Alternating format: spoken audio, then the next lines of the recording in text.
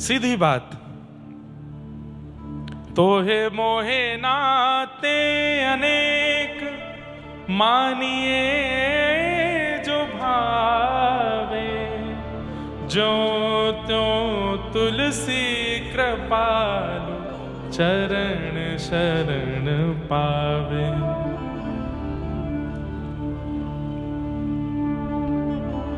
श्री वल्लभाचार्य महाप्रभु ने ठाकुर जी को पुत्र रूप में मांगा और गोसाई श्री विठलनाथ जी के रूप में भगवान ही पधारे। ऐसे श्रीमन वल्लभाचार्य महाप्रभु का आज प्राकट्य दिवस है। उन्हें हम बारंबार प्रणाम करते हैं, बारंबार वंदन करते हैं। सबसे पहले लड्डू गोपाल इस पूरी धरा धरती पर यदि किसी के पास थे तो श्रीमन वल्लभाचार्य जी के पास। श्री नवनीत प्रियालाल जी आज भी श्रीनाथ द्वार में विराजमान है। श्रीनाथ जी के दर्शन के बाद बगल में अंगुष्ठ मात्र स्वरूप है बस, और ऐसे हाथ में वो लड्डू गोपाल नाम हम लोगों ने रख दिया, असली नाम उनका नवनीत प्रियालाल है। हाथ में नवनीत है। शोभित कर नवनीत लिए, घुटरुन चलत रेणु तन मंडित, गोरोचन तिलक किए, शोभित कर नवनीत लिए।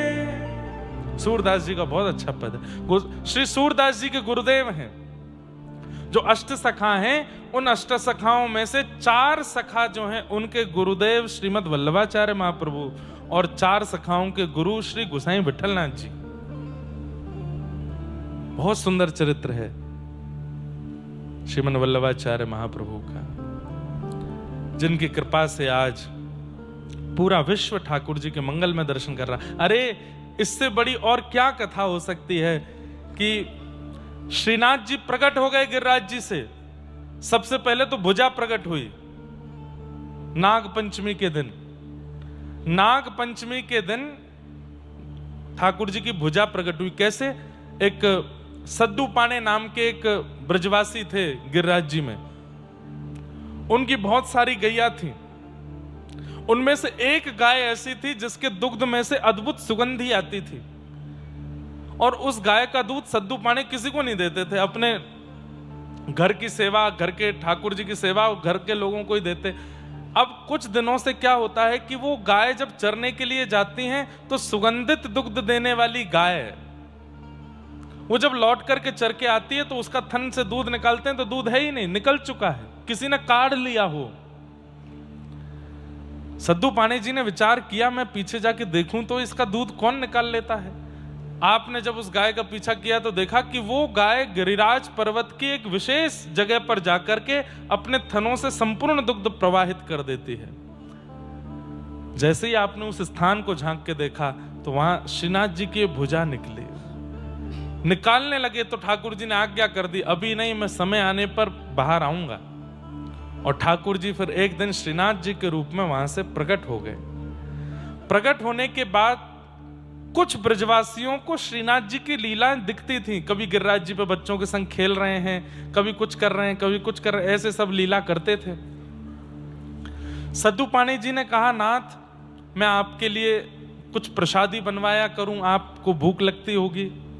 ठाकुर जी बोले, हम कुछ नहीं पाएंगे, केवल तुम्हारी इस गैया का दूध पिएंगे। कब तक नहीं पाएंगे? बोले, मेरे प्राणनाथ श्रीमद वल्लभाचार्य जी महाराज जब तक गिरिराज जी नहीं आएंगे तब तक मैं दूध पीऊंगा, पयव्रत करूंगा। भक्त ने ठाकुर के लिए पयोव्रत किया हो ये तो सुना होगा, पर ठाकुर ने भक्त के लिए पयोव्रत किया, दूध पर रहे ठाकुर जी। और कितने वर्षों तक श्रीनाथ जी केवल दुग्ध पान करते रहे। एक समय आया, श्रीमद वल्लभाचार्य जी महाराज अपने समस्त शिष्यों के साथ जब गिरिराज जी पहुंचे, सद्दू पाणे ने देखा इतनी भीड़ आ रही है, कौन महापुरुष आ रहे हैं। तब किसी ने बताया, बोले अरे श्रीमन वल्लभाचार्य महाप्रभु आ रहे हैं। वल्लभाचार्य नाम सुनते ही अरे अरे अरे ये नाम तो पहले सुना है, अरे हमारे यहाँ गिरिराज जी में एक ठाकुर प्रकट भयो, वह ठाकुर ने इनको नाम लेके कही जब ये आवेंगे तब वो अन्न पामेंगे। सद्दू पाणे दौड़ करके वल्लभाचार्य जी के पास गए, बोले भगवान हमारो ठाकुर आपकी प्रतीक्षा में भूखो विराज रो है, केवल दूध पी के रह रो है, आप कृपा करके वाकू अन्न खवाओ। जैसे ही वल्लभाचार्य जी आए, सद्दू पाणे ने हल्ला करके कहा, अरे जय जय, अरे श्रीनाथ जी देखो, आपके प्राण प्रियतम श्रीमद वल्लभाचार्य जी आए हैं। गिरिराज शिखर के ऊपर ठाकुर जी खड़े हैं और नीचे तलेटी में वल्लभाचार्य महाप्रभु खड़े हैं। यहां से ठाकुर जी ने वल्लभाचार्य जी को देखा, वल्लभाचार्य जी ने ठाकुर जी को, दोनों दौड़े और श्री गिरिराज जी की मध्य शिलाखंड में आपने एक दूसरे का आलिंगन किया। ठाकुर जी को हृदय से लगा के महाप्रभु जी बहुत रोए। आपने अन्न नहीं पाया? बोले आपकी प्रतीक्षा थी, अब आप आ गए हो, अब आप आ गए हो, अब पाएंगे। तब पहली बार श्रीमद वल्लभाचार्य महाप्रभु ने अन्नकूट सिद्ध करा करके अन्नकूट कराया ठाकुर जी का। ऐसे महाप्रभु वल्लभाचार्य जी के प्रिय श्रीनाथ जी, ऐसी सब लीला। तो ऐसे महाप्रभु जी का आज प्राकट्य हुआ, उन्हें बारंबार प्रणाम करते हैं और आप सब भक्तों को, आप सब श्रोताओं को महाप्रभु जी के प्राकट्य की बधाई देते हैं। ठाकुर जी ऐसी कृपा करें, उन जैसी भक्ति हमारे चित्त में आवे कि ठाकुर जी हमसे भी रीछें। आज कई सारे प्रश्न आए हैं, उनमें एक प्रश्न है कि जब मैं नाम जप नहीं करता था, मन माने आचरण करता था, सिर्फ मंदिर भी कभी कभी जाता था, तब मेरे काम भी होते थे, व्यापार भी चलता था, कोई अपमान भी नहीं करता था। पर जब से मैंने नाम जप शुरू किया है, संतों के पास जाने लगा, मेरे जीवन की परेशानियां कम नहीं हो रही और ज्यादा परेशानी होती जा रही हैं। मुझे यह जानना है कि प्रभु, जब से नाम स्मरण के बाद मेरे जीवन में बहुत कष्ट है, कोई काम नहीं हो रहा, मुझे मार्गदर्शन करें कि अब प्रभु स्मरण के बाद भी मैं कष्ट क्यों पा रहा हूं, ऐसा क्यों? बहुत ध्यान से सुनिए। हम जब कष्ट दूर करने के लिए नहीं, भगवत प्राप्ति के लिए होता है। आपने नाम जप चुना ही गलत कार्य के लिए है। संतों के पास जाना, कथाएं सुनना, नाम जप करना, ये इसलिए थोड़ी कर रहे हैं कि हमारे जीवन में कष्ट नहीं आवे। ये इसलिए कर रहे हैं कि चाहे जितने कष्ट आए, ठाकुर जी हमें आपको पाना है। अच्छा, हमें एक नाम बता दो, मीराबाई, क्या जीवन में कष्ट नहीं था? श्री सुदामा जी महाराज, क्या जीवन में कष्ट नहीं था? गौरोबा काका आपके महाराष्ट्र के, क्या जीवन में कष्ट नहीं था? जनाबाई, क्या जीवन में कष्ट नहीं था? संत श्री तुकाराम जी महाराज, उनकी पत्नी ही विपरीत थी उनसे।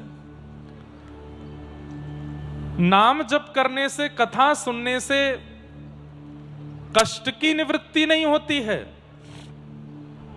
ये संसार दुखालय है। भागवत में लिखा है दुखालयम शाश्वतम, और दुखालय में दुख ही मिलता है। भोजनालय में भोजन मिलता है, पुस्तकालय में पुस्तक मिलती है, कार्यालय में कार्य होता है, विद्यालय में विद्या अध्ययन होता है। ऐसे ही दुखालय में दुख सहा जाता है। उस दुखालय में आपको सुख कैसे मिलेगा? इसलिए आप ये सोच करके नाम जप कर रहे हैं कि मेरे जीवन के सारे काम स्मूथ हो जाएं, तो सबसे पहले तो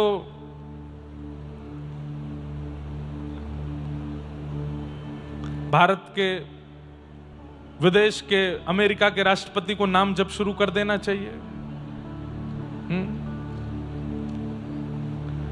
दुनिया का सबसे अमीर आदमी था, क्या नाम था उसका? Bill Gates. उसको नाम जप करना चाहिए था, राधा राधा राधा राधा राधा। सारे काम स्मूथ होते।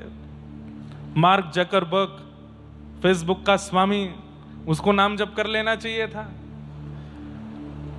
आज धनवान वही है, सुखी वही है जो नाम जप छोड़ के संसार के परिपूर्ण रूप में पड़ा है। लेकिन आप यदि ये सोच रहे हैं कि नाम जप से जीवन में सुख आ जाएगा, नहीं, ये कर्म बंधन है। ये तो जैसे है वैसे आएगा।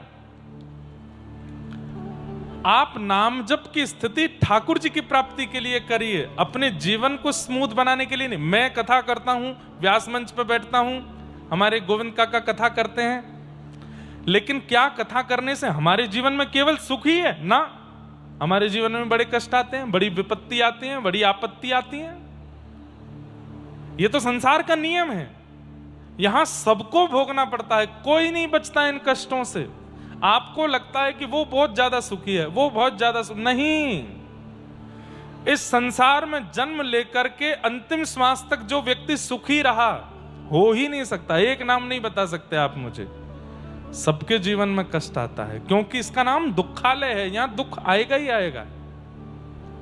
पर एक चीज होती है जो मैं हर कथा में कहता हूं, कि नाम जापक व्यक्ति का स्वभाव ऐसा हो जाता है कि जपते जपते जपते जपते उसकी स्थिति ऐसी हो जाती है कि जीवन में कष्ट आता है, विपत्ति आती है, आपत्ति आती है, और वो सुन्न हो जाता है, उसको फर्क नहीं पड़ता, फिर वो सहना सीख जाता है। बस इतना अंतर है कि संसारी व्यक्ति कष्ट सह नहीं पाता, और नाम जापक व्यक्ति जीवन में आने वाले बड़े से बड़े विषाद को भी सह लेता है। नाम कष्ट को दूर करता है, वो बात की बात है, नाम सहना सिखा देता है, जूझना सिखा देता है, भजन लड़ना सिखा देता है। अब ये तो वही बात हो गई, मैंने जूडो कराटे सीखे, अब जूडो कराटे सीखने के बाद में अब मुझसे कोई लड़े नहीं। अरे ऐसे कैसे होगा? लड़ने आएंगे तो तुम जूडो कराटे सीख करके उसको डिफेंस कर सकते हो। नाम जप क्या है? डिफेंस करना सिखाता है। चाहे जितनी बड़ी आपत्ति शारीरिक आ जाए, संबंधिक आ जाए, बौद्धिक आ जाए, मानसिक आ जाए, पारिवारिक आ जाए, नाम जप जूझना सिखाता है, लड़ना सिखाता है। कष्ट दूर नहीं होगा, कष्ट से लड़ना पड़ेगा। ये तो वही बात हो गई कि अर्जुन महाभारत युद्ध के बीच में जाके कह देता, ठाकुर जी सुनो, क्या आप भगवान ही तो हो? बोले हाँ, बिना युद्ध करे मुझे जिता दो, आप तो भगवान हो। आपके सोचने से सब कुछ हो जाता है, तो एक काम कर दीजिए, क्या मुझे बाण ना चलाना पड़े, मुझे युद्ध ना करना पड़े, और मैं हस्तिनापुर का ठाकुर जी नहीं कर सकते थे क्या? कर सकते थे। एक चुटकी बजा करके जो पूरी पृथ्वी का प्रलय कर देते हैं और केवल नेत्र तिरछा करके पूरी पृथ्वी का सृजन कर देते हैं, वो महाभारत युद्ध नहीं जिता सकते थे? अर्जुन को जिता सकते थे, लेकिन भगवान ने क्या कहा? युद्ध च, मैं साथ हूं, मैं रास्ते बताता रहूंगा, मैं समझाता रहूंगा समय समय पर जीत तो तुझे लड़ करके ही हासिल करनी पड़ेगी, तुझे जूझना ही पड़ेगा। नाम भगवान कृष्ण हैं और आप अर्जुन हो। अपने जीवन में आने वाली आपत्ति, विपत्ति, समस्या, और ये जो आपने कुछ लिखा है, ये सब महाभारत के दुर्योधन, दुशासन, भीष्म पितामह, ये सब हैं। ये सब सामने आएंगे, डिफेंस तो आपको करना पड़ेगा, लेकिन बीच बीच में नाम जाप रूपी कृष्ण, सत्संग रूपी कृष्ण के पास जाते रहो, वो मार्ग बताते रहेंगे कैसे करना है। सब स्मूथ हो जाए ऐसा कभी नहीं होगा, और ये सोच के अगर भक्ति के मार्ग में आए हो तो वापस लौट जाओ ना। दीन कहे धनवान सुखी, धनवान कहे सुख राजा को भारी, राजा कहे महाराजा सुखी, महाराजा कहे सुख इंद्र को भारी, इंद्र कहे चतुरानन को सुख, ब्रह्म कहे सुख विष्णु को भारी, तुलसी दास विचार कहे हरि भजन बिना सब जीव दुखारी। हरि स्मरण तो करना पड़ेगा। अब इतनी जोर से एसी चल गए हैं भैया हमारे, ओ भैया देवताने के नीचे करो थोड़ी बहुत देर में हम उड़ के पुणे पहुंच जाएंगे। तो समझ में आ गया उत्तर? दूसरा प्रश्न है किन्हीं का?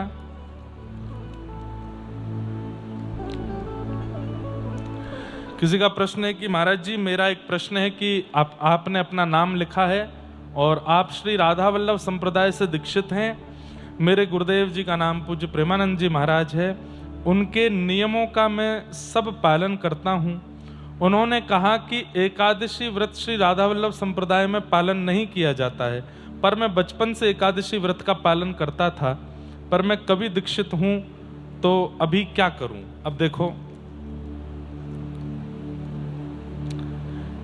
आप दीक्षा लेने से पहले भी ठाकुर जी की सेवा करते हैं, लेकिन दीक्षा लेने के बाद आप अपने गुरु की आज्ञा से सेवा करने लग जाते हैं। सीधी बात है कि भाई कन्या विवाह से पहले भी रहती थी, विवाह से पहले भी श्रृंगार करती थी, लेकिन विवाह के बाद उसके श्रृंगार में बदलाव आ जाता है कि अब उसको एक सौभाग्यवती नारी की तरह श्रृंगार करना पड़ेगा, मांग में सिंदूर लगाना पड़ेगा, गले में मंगलसूत्र पहनना पड़ेगा, नित्य पति को प्रणाम करना पड़ेगा, नित्य सास ससुर आदि सबको सम्मान देना पड़ेगा। अब वो तो वही बात होगी, महाराज जी हम तो विवाह से पहले अपने मायके में भी खूब 10-10 बजे सो के उठते थे, यहाँ पे 8 बजे उठना पड़ता है, 7 बजे उठना, ऐसे कैसे चलेगा? विवाह के बाद करना तो पड़ेगा ना। दीक्षा भी विवाह है, आपको अपने गुरु की आज्ञा माननी पड़ेगी। हमारे वृंदावन में श्री राधा वल्लभी परंपरा और श्री हरिदासी परंपरा में एकादशी व्रत नहीं होता, और उसके पीछे कारण क्या है? उसके पीछे कारण यह है कि कल दशमी थी और कल हमने ठाकुर जी को अन्न का भोग लगाया और वह अन्न बच गया, तो आज एकादशी के दिन हम उस अन्न को क्यों नहीं पा सकते? क्योंकि वो अन्न थोड़ी, वो तो प्रसाद है ठाकुर जी का, आज भी तो हम उसको पा सकते हैं। और दूसरी बात, राधा वल्लभीय परंपरा और हमारी हरिदासी परंपरा में ठाकुर जी के सुख का विचार किया जाता है। एकादशी व्रत अपने उद्धार के लिए होता है और राधा वल्लभी परंपरा और हरिदासी परंपरा में अपने उद्धार का विचार नहीं किया जाता। हमारे प्रिया प्रियतम राजी रहें, उनको बढ़िया बना के पवाएंगे, उनको बढ़िया आनंद कराएंगे, उनके बढ़िया निकुंज रस में सुख घोलने का। हम सहचरी हैं, हम दासी हैं, हम सखी हैं, हम अपने सुख का विचार कैसे कर सकते हैं? हम तो उनके सुख का विचार करेंगे। इसलिए इन दो परंपराओं में एकादशी व्रत नहीं होता। अब यहां एक कथा और आती है, जगन्नाथपुरी में भी एकादशी नहीं होती। एक बार श्रीमद वल्लभाचार्य जी महाराज जगन्नाथ भगवान का दर्शन करने गए और जैसे ही ठाकुर जी का प्रसाद भात, वहां तो भात ही पाते हैं, भात मिला तो महाप्रभु जी ने हाथ में भात ले लिया, पाया नहीं। क्यों? एकादशी है। ठाकुर जी ने टोका, महाप्रभु जी प्रसाद पाओ। हाँ ठाकुर जी अभी पाता हूं ना। महाप्रभु जी प्रतीक्षा कर रहे थे कि द्वादशी लगे तब तक ये हाथ में ही रहे, द्वादशी लगते ही इसी से ही पार ना करूंगा। ठाकुर जी मन की बात समझ गए, बोले मैं आवश्यक नहीं हूं, मेरा प्रसाद जरूरी नहीं है, एकादशी जरूरी है। और द्वादशी लगती जैसे ही महाप्रभु जी ने पाया तो उतना जो भाग था वो श्वेत पड़ गया। खूब मिटाया लेकिन वो श्वेत नहीं गया। ठाकुर जी को जग गया, ये क्या कर दिया? बोले कि जब हमारी नगरी में खड़े हो, हमारे सामने खड़े हो, तो आपने प्रसाद के प्रति अन्न बुद्धि क्यों रखी? वो अन्न नहीं है, वो प्रसाद है, इसलिए आपको पाना पड़ेगा। तो राधा वल्लभी परंपरा, हरिदासी परंपरा और तीसरा जगन्नाथपुरी में एकादशी व्रत का नियम नहीं है। आपको अपनी गुरु आज्ञा माननी चाहिए। गुरु अगर कह रहे हैं तो फिर उसी भाव से रहना चाहिए। और रही बात आपको अपने बचपन से किए गए नियम पर ज्यादा वो है कि हम तो बचपन से करते आए, हमें करने का मन है, तो फिर उसमें कोई बात नहीं। लेकिन आज्ञा गुरुणाम अविचारणीयाम, अपने गुरु की आज्ञा पर विचार मत करो। फिर किन्हीं का प्रश्न है कि मैं पढ़ाई लिखाई करने बंबई चली गई हूं और वहां मुझे बिल्कुल विपरीत लोग मिल रहे हैं,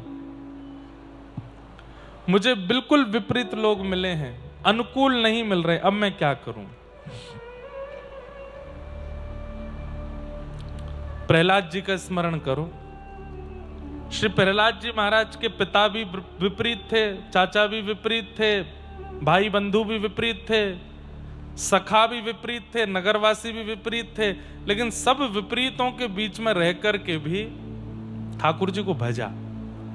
जैसे बंधुओं, एक प्रेमी होता है, उसने अपने घर में कहा कि मैं उससे विवाह करना चाहता हूं। पिता ने मना कर दिया, मां ने मना कर दिया, बहन ने साथ छोड़ दिया, भाई ने साथ छोड़ दिया, मित्रों ने मना कर दिया, पड़ोसियों ने मना कर दिया, कुल गुरु ने मना कर दिया, कुंडली देखने वाले ने मना कर दिया, लेकिन आप अड़े ही रहे, चाहे सब एक तरफ हो जाए, मैं तो उसी का हूं। ठीक ऐसा ही प्रेम भाव ठाकुर जी के प्रति। सब आपके विपरीत हैं, सब खाने पीने वाले हैं, सब उल्टे सीधे हैं, लेकिन फिर भी आप ठाकुर जी से प्रेम करते हो, उन्हीं के ही रहो, प्रियतम बन के रहो। सब एक तरफ हो जाए, आप फिर भी उनका स्तवन करते रहो, और यही तो प्रेम में होता है, यही तो प्रेम है। अगला प्रश्न है, अगर पत्नी के पहले से ही गुरु दीक्षा ले रखी है और अब हम गुरु दीक्षा लेना चाहते हैं, तो मेरा प्रश्न है कि पति पत्नी के अलग अलग गुरु हो सकते हैं? बिल्कुल। अगर आपकी श्रद्धा किन्हीं और में है, लेकिन इसका मतलब ये नहीं कि पत्नी के गुरु जी की 24 घंटा मजाक उड़ाते रहो। उनके गुरुदेव का भी सम्मान करो, और आप जहां दीक्षा लेना चाहो वहां ले सकते हो, ऐसा हो सकता है। तो इस प्रकार ये सारे प्रश्न आज आए थे, सबको हम प्रणाम करते हैं, कोई रह तो नहीं गया, बस यही सब भाव थे, सबको वंदन करते हैं और आज की मंगलमय कथा में प्रवेश करते हैं। बोलो वृंदावन बिहारी लाल की जय। जन्माद्यस्य यतोऽन्वयादितरतः चार्थे स्वविज्ञस्वराट् तेने ब्रह्म हृदय आदि कवये मुह्यन्ति यत्सूरयः तेजो वारिमृदां यथा विनिमयो यत्र तृषगो मृषा धाम्ना स्वेन सदा निरस्तकुहकं सत्यं परम धीमहि। श्रीमद् भागवत जी का पहला श्लोक है, और इस श्लोक की व्याख्या में अनेक अर्थ किए जाते। जो परमात्मा कभी जन्म नहीं लेते, लेकिन जिनके उपस्थिति से ये पूरी सृष्टि बनती है, सबका जन्म पालन और मरण जिनसे होता है, ऐसे जो परमात्मा है। चार्थे स्वविज्ञ स्वराट, जो अविज्ञ हैं, अनविज्ञ नहीं है, सब जगह जिनकी स्थिति है और सब जो जानते हैं। तेने ब्रह्म हृदय आदि कवये, आदि कवि ब्रह्मा के भी हृदय को जो ज्ञान प्रदान करते हैं, पूरे ब्रह्मांड को बनाने वाला ब्रह्मा है, उस ब्रह्मा को भी जो ज्ञान देते हैं, ऐसे जो परमात्मा है। बड़े बड़े देवताओं को भी जो अपने ऊपर मोहित करके रखते हैं। पृथ्वी जल अग्नि वायु आकाश जिनके अधीन रहती है। यत्र त्रिसर्गोमृषा, ये पूरी सृष्टि जो कि अमृष है, अमृष मतलब मिथ्या, लेकिन जिनकी कृपा से ये सत्य सी प्रतीत होती है। ये संसार झूठा है। कैसे? अभी ज्यों-ज्यों गर्मी बढ़ रही है, आप लोग सब हाईवे पर चलते हो तो देखते होंगे कि रोड पर कभी कभी ऐसा लगता है दूर से कि पानी है, लेकिन जैसे ही आप पास पहुंचते हैं तो वो पानी अंतर्ध्यान हो जाता है। वो सूर्य की किरणों से ऐसा लगने लगता है कभी कभी कि वहां पानी है, लेकिन वहां पानी नहीं होता। और कई बार ऐसा भी होता है कि कहीं कहीं लगता है कि यहाँ थल है, पानी नहीं है, लेकिन जब समीप पहुंचते हैं तो देखते हैं वहां तो दलदल है, पैर गड़ गए हमारे। कई बार घास ऐसी होती है कि उसको देख के लगता है यहाँ तो हम खेल सकते हैं। जैसे कूदते हैं तो वहां तो खूब कमर कमर तक पानी हो जाता है, दलदल में घुस जाते हैं। ठीक वैसे ही कई बार जल में थल का, थल में जल का हमको भ्रांति होती है। ठीक वैसे ही ये संसार मिथ्या है, ये सब स्वप्नवत है। मैं भी एक स्वप्न हूं, आप भी एक स्वप्न हो, आपके अगल बगल में माता पिता भाई बंधु पत्नी बच्चे सब स्वप्न हैं, सब मिथ्या है, लेकिन वो सत्य हैं, इसको बनाने वाले सत्य हैं, इसलिए सब सत्य से प्रतीत होते हैं। मृत्यु जब हो जाती है ना व्यक्ति की, एक बात बहुत ध्यान से सुनिए, इधर देखो। मृत्यु होने के बाद जिस व्यक्ति की मृत्यु हुई है वो किस स्थिति में चला जाता है? अगर गुरु कृपा और ज्ञान उसको मिला होगा तो मृत्यु के बाद वो बहुत जोर से हंसता है। क्यों हंसता है? हे भगवान, 80 वर्ष तक मैं इस पूरे मिथ्या जगत में था, इसको अपना मान रहा था, उसको अपना मान रहा था, इसको ये अपना, ये पराया, इससे दुश्मनी, इससे मित्रता, ये सब चीज में मैं लगा था। बहुत हंसता है और हंस करके अपने आप को कोसता है, ये जन्म भी तुमने गवा दिया। अरे ये सब मिथ्या है, सांचे केवल और केवल मेरे ठाकुर जी थे।